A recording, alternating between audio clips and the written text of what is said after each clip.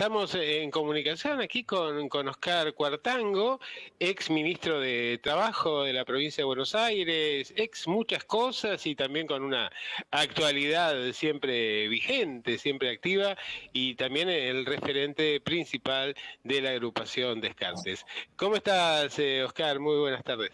Muy bien, muy bien. ¿Qué tal estás vos, Alberto? Preocupado. Preocupado por muchas cosas que tienen que ver, sobre las cuales quería consultarte, ¿no? La primera, bueno, se celebra la fecha, un nuevo aniversario, vos has escrito sobre esto, sobre la sanción de la ley de contrato de trabajo que está amenazada por los proyectos que se impulsan desde Juntos por el Cambio, puntualmente en el caso de Martín Lustó. Sí, Martín Lustó y algún otro más también están propiciando la derogación de la indemnización por despido, que es uno de los pilares en los que se funda el derecho laboral argentino, porque no solo es uno de los pilares en que se funda el derecho laboral argentino, sino que además es una cuestión que se remonta al año 1934, cuando con la sanción de la ley 11729, precisamente el 26 de septiembre, se impone la indemnización por despido y otros beneficios más para los empleados de comercio exclusivamente. Uh-huh. A extremo tal de que el Día del Empleado de Comercio precisamente es el 24 de septiembre, el 26 de septiembre. La ley tuvo origen en un proyecto de un diputado socialista, sin dirigente sindical, mercantil y de Bahía Blanca también, Enrique Digman, que recoge una iniciativa también de quien fuera el primer diputado socialista de América, Alfredo Palacios. Uh-huh. Después también tremendo gorila, pero eso es al margen. Sí. La ley... Es decir, se ocupaban de los derechos de los trabajadores mientras no existía el peronismo. Cuando los trabajadores demostraron que eran peronistas, pasaron bruscamente, dieron el volantazo. Exactamente. Precisamente en este caso, el colectivo contemplado por la ley 11729 eran exclusivamente los trabajadores de empleados de comercio, mercantiles en ese entonces. Y por un decreto del año 44, el 33.302, se hizo extensivo a casi todo el arco laboral, excepto las empleadas de casas particulares, que en ese entonces se denominaban trabajadores del servicio doméstico, y a los trabajadores rurales, que se les aplicó un propio estatuto. Uh-huh. Esta indemnización, que se remonta en su origen al 34, es decir, que tiene, si no me falla mal la cuenta, 87 años, ¿no? Para los trabajadores mercantiles, y que se hizo extensiva a todo el espectro, a casi todo el espectro laboral en el año 44 por un entonces coronel, Perón. Es la que se quiere derogar y se quiere eliminar mediante un artilugio que consiste en traspolar un modelo que se llama la mochila austríaca, creando un fondo como de desempleo que pagaría las indemnizaciones de los trabajadores sin que les costara un solo peso a los empleadores. Te quiero decir que eso choca con algunos temas de raigambre constitucional, con el artículo 14 bis de la Constitución en cuanto establece la protección contra el despido arbitrario, y en el caso de la Constitución del 94, los pactos y convenios internacionales sobre derechos humanos y económicos y sociales, que establecen el principio de progresividad en materia de derechos humanos también y de derechos laborales. Hoy estaba escuchando a Lustó justamente tratar de justificar su proyecto, y en realidad me llamó la atención que no tenía un solo argumento argumento para poder hacerlo, ¿no? Era muy, muy interesante. Esto él argumentaba que en el área de la construcción ya esto funcionaba, pero cuando se le decía que, bueno, que esto no había implicado un incremento en el empleo, tampoco una mejora en los niveles salariales, tampoco había disminuido la conflictividad en cuanto a la querella judicial, ni nada por el estilo. Y además, la verdad, la conclusión que yo saqué es que este proyecto podría llamar Págate tu propio despido, ¿no? Algo así. Tipo, elige tu propia aventura, pero acá, Mira, de ese yo modo. creo que el tema también tiene un trasfondo mucho más profundo. Es Ajá. colocar en total indefensión al trabajador asalariado, porque si no le cuesta nada despedirlo, ¿qué garantía tiene de que hacer un reclamo al empleador que lo puede despedir sin ningún costo? Exacto. Hay un Y aparte de eso, condicionamiento a la negociación salarial y a las condiciones de trabajo muy evidente. por supuesto, el trabajador tiene dos protecciones para formular sus reclamos. La indemnización por despido, es decir, que al empleador le cueste despedirlo sin causa, porque con causa cuando produce alguna inconducta o un incumplimiento laboral, se lo despide sin indemnización alguna. Eso es bueno puntualizarlo, ¿no? Así es. Y por otro lado, el derecho a la agremiación. Mal que bien, los sindicatos ponen límites a los abusos de los empleadores, con sus defectos y con sus virtudes, ¿no?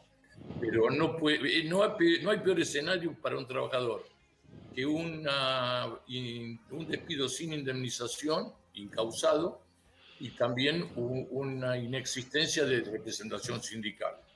Es que si uno quisiera, Cacho, impulsarle la creación de empleo y el incremento de la producción y demás, en lugar de presentar estos proyectos recesivos y regresivos, tendría que apuntar a generar iniciativas desde el Estado para, a ver, para tratar de proteger y de impulsar esa mayor contratación, ¿no? Pero en lugar de avanzar por el lado de la generación de empleo, se avanza por el ataque, por la restricción de los derechos de los trabajadores. Exactamente, incluso yo eh, voy más al fondo. Nosotros tenemos un escenario donde el 50% de los trabajadores del sector privado están en situación irregular. Es decir, no están registrados, están en negro, dicho en términos vulgares, ¿verdad? Así es. Y la mayor parte, y el otro 10%, 10 o 12% está desocupado. Exacto. Bueno, y después están los trabajadores del colectivo de las organizaciones sociales y de las cooperativas de trabajo. Yo lo que propongo es lo siguiente, que teniendo en cuenta que las pymes son las principales dadoras de trabajo en nuestro país, ya que ocupan al más del 75% de la mano de obra existente, en negro y en blanco también, ¿verdad? Yo propongo, por un lado, una reducción de las cargas de la seguridad social en 10 puntos porcentuales del salario, es decir, están pagando 16 puntos y se pagarían 6 Ajá. por cada nuevo empleo que se genere o se blanquee. Es decir, entiéndase bien, no se reduce los aportes a la seguridad social para todo el colectivo. Se reducen como un estímulo para la creación de nuevos empleos o de regularización del trabajo no registrado. Esto aunado al aporte que tendrían que hacer si hipotéticamente prosperara la mochila austríaca, se acerca a un 15% de la base del monto salarial de cada nuevo empleo, con lo cual se cubre con creces se cubre o se blanquee, ¿verdad? Por cada nuevo puesto que se genere o que se blanquee. Ajá. Se cubre con creces el costo hipotético de un despido incausado, porque el despido incausado está indemnizado con un mes de sueldo por cada año de servicio o fracción mayor de 3 meses. Es decir, que se estaría cuantificándose en un aguinaldo más, que es un 8,66%, creo, del monto del salario, ¿verdad? Muy bien. Bueno, la verdad que ese tipo de propuestas son las que estamos esperando escuchar e instalarse dentro del debate público, ¿no? Que lamentablemente cuesta tanto que teniendo estos elementos y teniendo estas iniciativas de parte de compañeros que integran el espacio, que no alcancen la luz pública o no se empujen con la energía apropiada. No te voy a negar que esto tiene sus dificultades y sus picardías y que entonces esto es un planteo, un bosquejo, digamos, así que tiene que ser profundizado porque si no se presta para cualquier tipo de maniobra, ¿verdad? De la Bueno, misma forma, Cacho, pero escúchame, a ver, también se planteaba que había un montón de imposibilidades en el contexto, a ver, de los vínculos con el Brasil y Daniel sí, sí, sí, realmente maravillas en esta relación bilateral, ¿no es cierto? casualmente, sí, casualmente ayer tuve un Zoom, estuve en un Zoom con Daniel Lo he visto, he participado. y que participaste. Bueno, y por otro lado, también tendría que haber una condonación de deudas de la seguridad social a las pymes contra la regularización del empleo. Es decir, se le tendrían que condonar las deudas y las multas, e inclusive se le tendrían que condonar también las causas penales si hubieran sido iniciadas, con tal de que blanqueen a sus trabajadores no Se nos registrados. saca ahí volviste. ¿Eh? Ahí volviste, te habíamos perdido Ah, provisoriamente. pero con la condición de que trabaje con blanqueen a sus trabajadores no registrados. Pero también tiene que ponerse la condición de que mantengan a cada trabajador por un periodo no menor al que lo tuvieron como no registrado. Es decir, Ajá. que yo propicio que se condone la deuda, pero con la condición de que se mantenga al trabajador no registrado en blanco por el mismo periodo que se lo estuvo como no registrado como mínimo, o hasta que se jubile o hasta que se retire por su propia voluntad. Caso contrario, cae la condonación y se torna Eh, exigible toda la deuda. no sé si María querés hacerle alguna pregunta aquí Sí, a Cacho. estaba escuchando lo que decía y digo, en este momento la Argentina uno de los mayores problemas que enfrenta justamente no solamente por la pandemia, sino previo a la pandemia es el tema del trabajo. Em, ¿Cómo partimos, o sea, para solucionar todo esto, más allá de lo que estabas explicando, en qué etapa se encuentra Argentina con respecto al registro en blanco de los empleados, etcétera? Estamos con un 50% del sector privado como no registrado.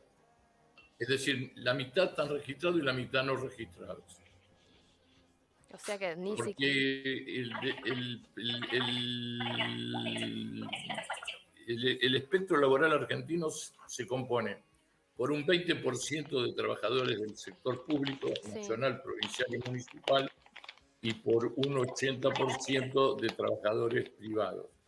Si el 40% está no registrado del sector privado, es el 40% es la mitad del 80% del sector privado. Cacho, tengo dos preguntas para hacerte, ¿no? La primera tiene que ver con tu opinión sobre esta iniciativa que se está planteando de bajar la edad jubilatoria para los trabajadores que ya tengan los aportes realizados en 5 años.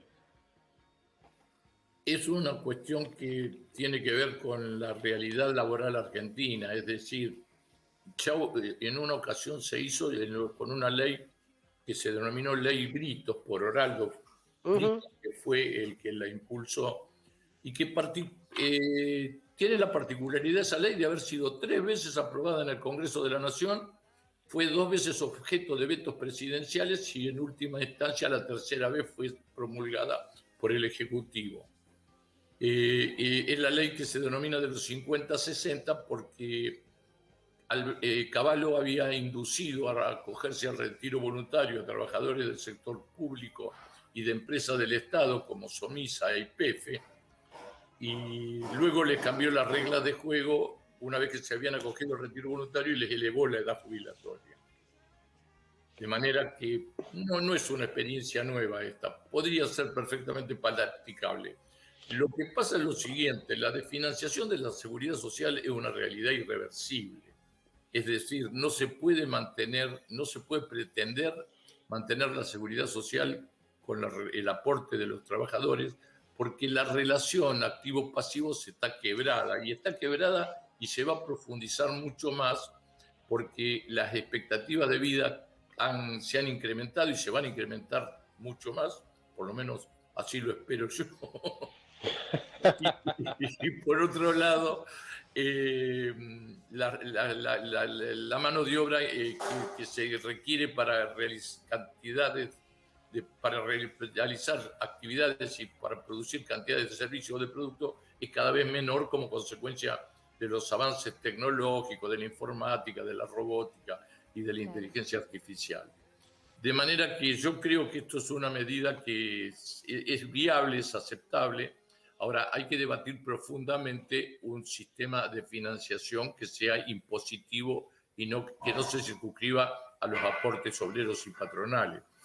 De cualquier manera, esta propuesta que yo hago de condonación de deuda implicaría renunciar a plata que no existe, que nunca se iría a pagar, contra el blanqueo que implica el ingreso de los aportes sobre los trabajadores blanqueados. De manera que no desfinanciaría la seguridad social, sino que contribuiría a su financiación. Claro, pero aquí tenemos un problema, ¿no? Que es que en cualquier país más o menos sólido, los trabajadores activos financian a los trabajadores pasivos, pero aquí hemos tenido varios problemas. El primer problema es la reducción del mercado laboral, las condiciones de informalidad, la irregularidad de los aportes patronales, y esto le sumamos lo que ha sido el saqueo de los títulos y de que tenían la seguridad social. Entonces, y además, efectivamente, hay muchas dificultades para que los jóvenes se integren al mercado de trabajo, pero con la extensión de la vida, reducir la vida laboral del trabajador en 5 años, como se plantea en este proyecto, habida cuenta de que la vida es más larga y que luego, digamos, no están claras las reglas de juego respecto de lo que son las remuneraciones de los jubilados, me parece que es problemático. Sí, por eso digo, tiene que ser elaborado y analizado en un conjunto. Nosotros tenemos que sentarnos y estudiar y planificar qué queremos hacer, no solo con el mundo del trabajo, tenemos que establecer políticas de Estado en distintos aspectos. No puede ser que por un cambio de gobierno vamos para el norte y nos desviemos hacia el sur. Tiene que haber proyectos que sean consensuados y que no impliquen cambios sustantivos a pesar del color político de los cambios de gobierno. Puede ponerle su impronta a cada uno, puede gobernar un poco para la izquierda, un poco para la derecha o un poco para el centro, pero no puede ser que vaya de arriba a abajo o de derecha a izquierda. Mira, en el gobierno anterior se había extendido, digamos, a voluntad de los trabajadores la posibilidad de trabajar 5 años adicionales, y ahora estamos hablando de disminuir 5 años. Todo tiene su pro y su contra, porque está bien que mantenernos activos nos mantiene vitales, vivos, ¿verdad? Sí, claro. A los que cruzamos la barrera de los 70, digo yo. Pero también es cierto que taponamos el ingreso de los jóvenes al mercado laboral. Entonces, por ahí tendría que pasar el tema por un análisis, y eso te lo estoy diciendo sin ningún tipo de análisis, sino simplemente porque se me ocurrió sobre la marcha, de un tipo de análisis de donde se tendrían que establecer actividades para los adultos mayores, como por ejemplo cuidar chicos, que son los que inclusive hay pronunciamientos favorables en base de eso en profesiones como la psicología y la pedagogía, y cuidar chicos, por ejemplo, y dejar en los lugares de trabajo o asesorar en los lugares de trabajo y dejar los espacios de actividad para los jóvenes. Bueno, pero a ver, yo he visto que vos, por ejemplo, ahora en el Descartes, has hecho, digamos, has cambiado un poco el rol, ¿no? De tener el protagonismo permanente a agarrar y de alguna manera descentralizando las responsabilidades y estar siempre con la tutela, con el consejo hacia ellos. Bueno, ese es un poco el rumbo que yo creo que hay que tomar en la sociedad. Y en base, inclusive en base a estudios y a investigaciones serias, no solo es un verso y un chamullo, todo tiene que ser en base a investigaciones y a profundizaciones. Te voy a hacer la última, pero como hasta ahora hemos estado muy amistosos, voy a hacer una pregunta más comprometedora. A ver. Elecciones, ¿no? Las Sí. PASO, cambios en el gabinete y qué futuro avisorás para el proyecto del Frente de Todos y para la Argentina, acuerdo o no con el Fondo Monetario de por medio.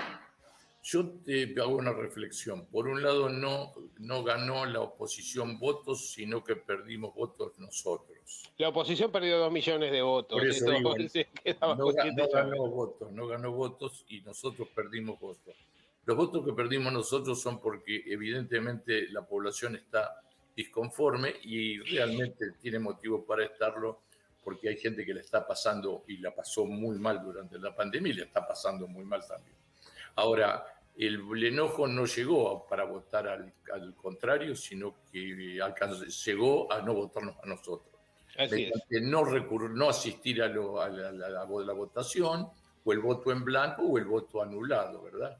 Hubo un considerable incremento en todos estos rubros.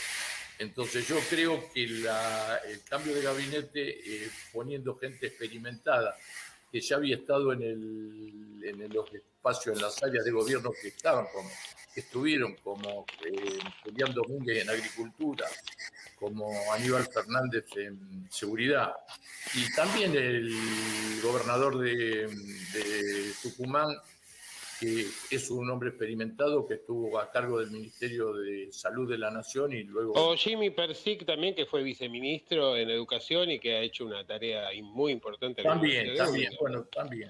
Y entonces eso es un cambio acertado porque no había tiempo para conformar equipos. Había que entrar jugando. Porque hay apenas 2 meses para la elección de noviembre.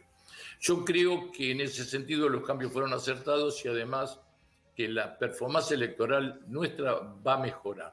Si va a alcanzar o no para ganar o para arrimar es una incógnita que no te la puedo contestar. Eso te iba a preguntar. Duda que me queda. Perdón. Sí, que le iba a preguntar si estaba de acuerdo justamente con los cambios que se habían hecho en este momento y qué le parecía, pero bueno, ya lo acaba de responder, que sí, que está de acuerdo. Pero podrías preguntarle, María, podrías preguntarle si no le parece que no faltaría un cambio más a ese gabinete para darle mayor empuje en un área trascendental de la política argentina. No, te digo que a Daniel Estás picante hoy. Lo tienen que dejar tranquilo en Brasil porque está cumpliendo un gran papel. Sí, pero me parece que recordá una cosa, ¿no? Perón decía que, a ver, que el órgano más sensible del ser humano era el bolsillo y que además la verdadera política era la política internacional, ¿no? Y me parece que ahí estamos con una asignatura un poquito pendiente. Bueno, dejemos verlo, dejemos que camine. Dejemos que jueguen. Claro, dejemos que juegue Cafiero, no Santiago Cafiero. Yo lo que me pregunto es qué hubiera... Está mal que lo pregunte como historiador, así que lo voy a preguntar como peronista simplemente, ¿no? Pero lo que yo me pregunto como ciudadano es qué hubiera pasado si hubiéramos arrancado con este gabinete y no con el gabinete original. Bueno, qué sé yo, es contrafáctico eso de manera... Absolutamente, por eso digo, no lo puedo preguntar como historiador, me queda la duda como ciudadano. Y como ciudadano quedan muchas dudas con las cosas que se hicieron o que no se hicieron. Pero la única verdad es la realidad y Perón dijo que tenemos que mirar para adelante. Cacho, para cerrar la pregunta, te había dicho Alberto el tema de las elecciones y que bueno, que claramente fue una respuesta de la gente. ¿En qué crees que falló el gobierno? Estamos En la hablando, comunicación no tengo ninguna duda. En la comunicación no tengo ninguna duda. En algunas actitudes. por ejemplo, Por ejemplo, considero que lo del vacunatorio vi fue una torpeza porque se podía haber hecho lo mismo, pero había que haberlo documentado y hecho público. Y que el maltrato, porque ¿a quién vacunaron, Vi? Al canciller está plenamente justificado. Cuando iba a hacer un viaje, además, un viaje oficial. Bueno, Lo mismo pasó con Valdés. a los expresidentes en Estados Unidos se los protege y se les brinda custodia fuerte in eterno, porque son un patrimonio del país. Y además porque hay razones de seguridad de Estado, de políticas de Estado. De manera que no creo que haya sido tan importante. Lo importante son los resultados. Las vacunas están avanzando mucho y ni la Argentina está en un lugar preponderante, tanto en el ámbito de la vacunación y del tratamiento de la pandemia, como en la recuperación económica. Yo no tengo la certeza, pero hay informes que dan cuenta de que estamos en una recuperación económica en los primeros lugares del mundo. Mira, Cacho, ya no tenemos que terminar porque se nos va el tiempo, pero hablaría horas contigo, ¿no? Bueno, ya me acercaré a La Plata y vamos a ir a ese boliche tan acogedor. Pero inversión, estamos arriba de 2019. Construcción, arriba del 2019. Consumo, arriba de 2019. Entonces, ¿por qué razón, si realmente los indicadores, aunque no terminen de llegar al bolsillo de la gente todavía, son todos indicadores favorables, no solo respecto de antes de la pandemia, sino también respecto del último año de gobierno de Mauricio Macri? Y sin embargo, parece como que se separa, que los medios se han instalado la idea de que está todo mal, ¿no? De que la situación es más crítica de lo que es. Considero que es así, sí. Lo que pasa es que también la sensación de los que están mal. No se puede decir. Es cierto, los que están muy mal, creo que hay que dirigir esto, pero me parece que a través de la generación de empleo y de la proactividad y de mayor, y mayor participación y cuidado de lo que ha sido siempre la base de los sectores populares, ¿no? Que son seguramente los más golpeados por la pandemia. Por eso yo pongo el énfasis en la creación de empleo y en la regularización del trabajo no registrado. Muy bien. Cacho, ¿María? te agradecemos te agradecemos un montón la comunicación, muy claro lo que nos explicaste. Esperemos que para el bien de todos esto mejore, sobre todo en el ámbito de trabajo, que es para los jóvenes. Así que vamos a volver a comunicarnos más adelante a ver si tenemos novedades más positivas. ¿Cómo no? Con mucho gusto. Gracias.